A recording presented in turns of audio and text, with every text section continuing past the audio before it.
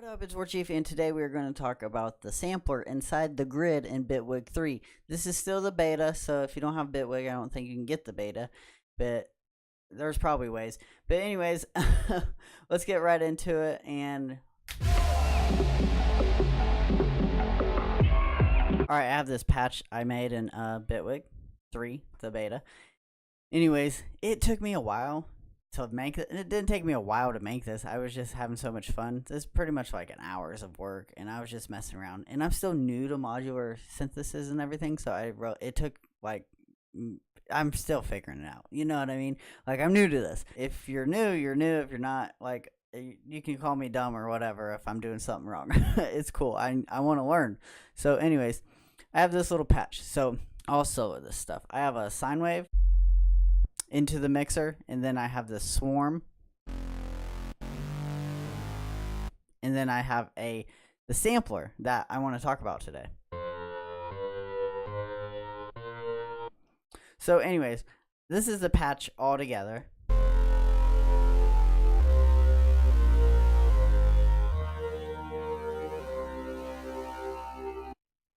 So with the swarm, I set it how I wanted it. I put a bend on here, and then I put the comb filter at 174 hertz. And then I did a delay, a long delay, and with the blend. The blend is a feedback, I believe. I might be wrong, but that's what it reminds me of. So I routed everything into a mixer, and then the mixer into the ADSR, and then the ADSR to the out. So that's how I routed everything. And right here, I know it looks confusing. The comb goes into the delay, and then the blend goes into the delay, and then the delay out goes back into the feedback or blend, and then the long delay goes into the mixer. It's kind of confusing. I was confused at first how to make it, but it's cool how, like, if it's not going to connect, it will not let you connect it and mess up, pretty much. If it doesn't connect, it won't connect. If it connects, you're getting somewhere. This is how I'm figuring it out. So anyways, let's finally talk about the sampler. A couple updates ago, they released a new and improved sampler. So everything you could do with those updates, you can do inside the grid. The textures, the cycles, the repitch, everything. So here, for example, I did the cycles. I turned down the pitch, turned up the speed just a little bit, and the format, turned it all the way down. And that's what I got. I got this sound right here from that sample. And then I looped it back and forth. I didn't loop it restarting, just back and forth. When it hits the end of the position I made it, it goes back. So you can pretty much put anything in this sampler, and you can make something new. So let's give this a try. So original patch. And then let's pick a random sample. That sounds cool. And then we'll get our loop back. Then you can hear that in the back. If you turn it up a little bit, make it stand out more.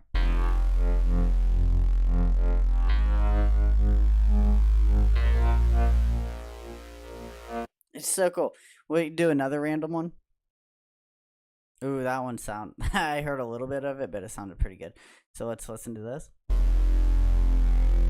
Giving it like the patch a unique tone within the synth patch we're making. It's pretty sweet. You can do it with kicks and snares also. Let's try a kick. Let's try a snare actually.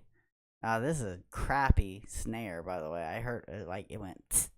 It's crappy. But anyways, let's loop it back and forth. Too fast, too fast. Getting a wobble now.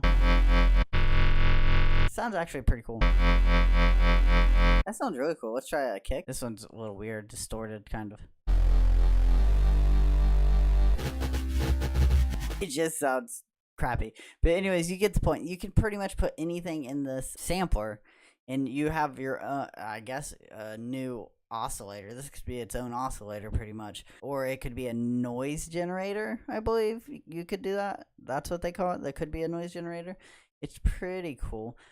The only trouble I'm having with the grid is LFO, like in Serum, like you can put you can put LFOs to certain objects, and I've yet to figure that out if that is possible in the beta or if there is a LFO device. I know I have a gatekeeper that's kind of like an LFO device. But I don't really want to do that. I kind of want to do everything in the DAW. I don't want to have to put outside VSTs or third-party plugins to make something. I want it to all be within the grid.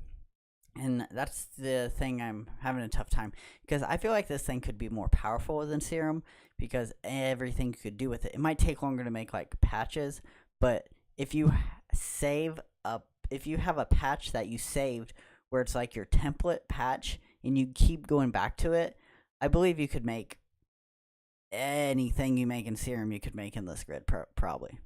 Probably anything better, because I feel like the sine waves, every waveform, like the oscillators, every oscillator, it has a really beautiful and unique sound to it, and it's really feels powerful. They made everything feel really powerful and unique inside this grid, and it is amazing, and I've been loving this thing. So that's the sampler. It's pretty awesome. You just get anything you want and you just put it in here. This sounds cool. I heard a little bit of it.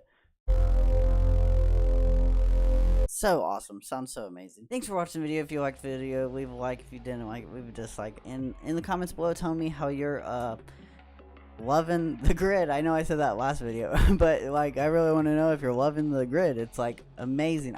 It is amazing. Like I have always wanted to learn how to work a modular synth. I don't have money for a modular synth. That stuff's ridiculous in price. And I was thinking about buying the Native Instruments blocks, but then Bitwig was like, no, we got you, homie. They didn't say that, but I felt like the universe was like rolling in motion and was like, oh man, he wants to learn. That's what they did. They let me have the chance to learn this stuff, and I'm really grateful for that. And yeah, so I will catch you guys later. So peace.